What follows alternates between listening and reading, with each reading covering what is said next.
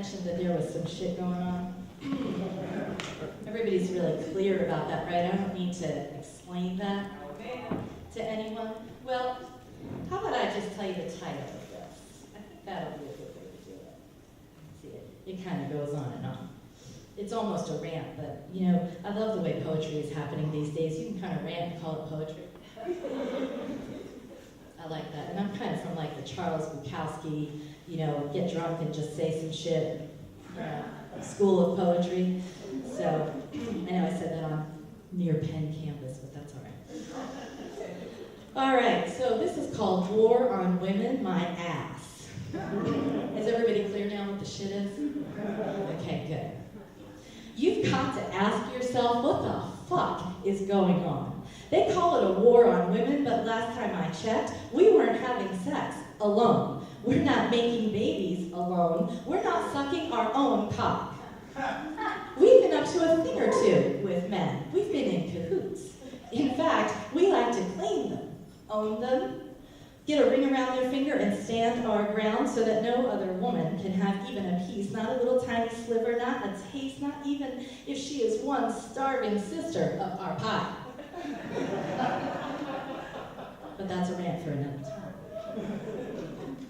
Oh, and then once we have them, we like to complain about them. But I'm told this is a war on women. That my uterus is a weapon of mass destruction. Well, shit, I already knew that. Because I am self-destructing all the time. I am dropping orgasms like bombs, and there is never just one. I am taking you out with just a hint of, why don't you stick around until later? I am capable of taking away everything you ever loved, and I can just as easily give it back. Inch by inch by inch. When you hold your breath and I hold you down, and no, you won't be coming until I say it's time. No, even in our most vulnerable moments, we are not weak. We are not weak now and not ever.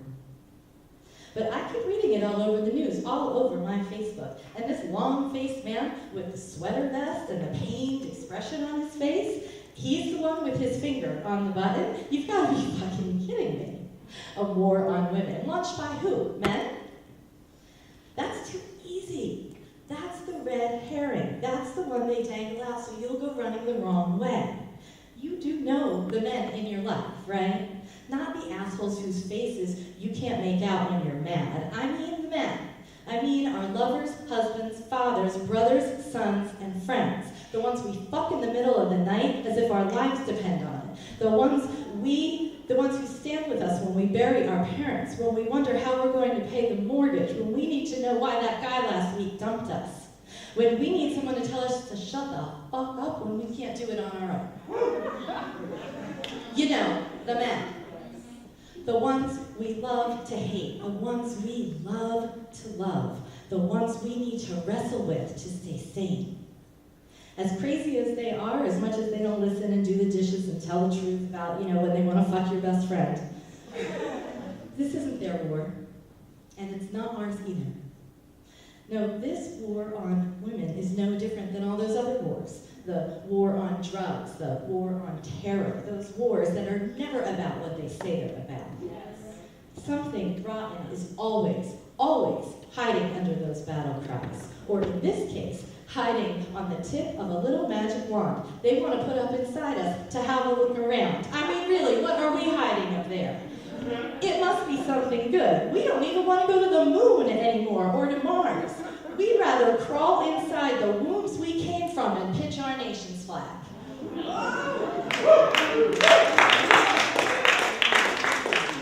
That's really it, isn't it?